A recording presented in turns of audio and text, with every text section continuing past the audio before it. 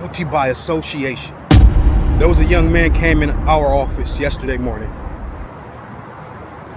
He was brought in there because it was established that he needed some resources.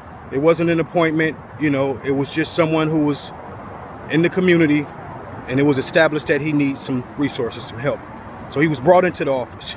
So this young man began to express what he needs, him and the young lady that accompanied him.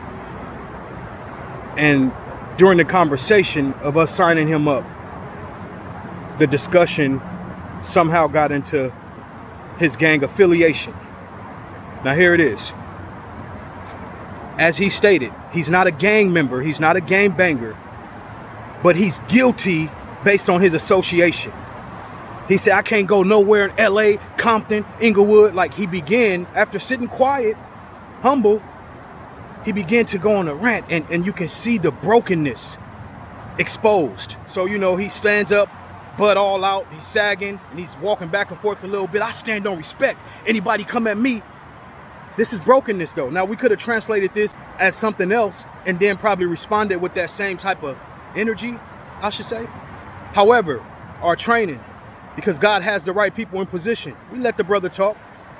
So here I go in first, hit him with a little logic, compassion, throw some word at him, right? Because I see brokenness. I don't see some young man trying to test our manhood. I see brokenness. I see pain. I can see it. So he's still kind of like, he sit back down. The pants just hanging all down. He sit back down. But you can see the brokenness, right? So my partner in Revival, Brother Sam, he's up next. And it's not something we plan. It just goes like this. So he asked him one question that kind of took the conversation another way. So Sam walked outside, took a minute, then he came back in. He sat down and looked at the brother. Soft-spoken, just the example of compassion and empathy, began to share his heart to this young brother. Part of his testimony, his story, and broke down being guilty by association, and instantly there was a shift in this young brother. His whole tone changed. He stood up, pulled his pants up, and sat back down. Let me listen to this. He stood up for no apparent reason, pulled his pants up, and he sat right back down. To me, that was a demonstration of respect.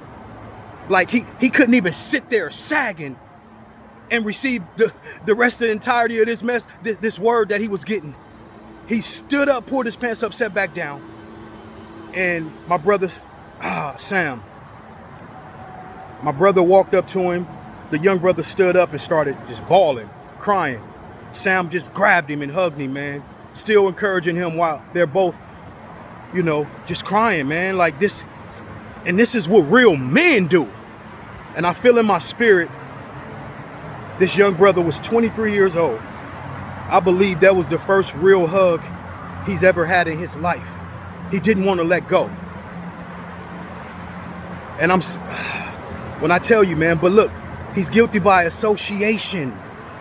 Association.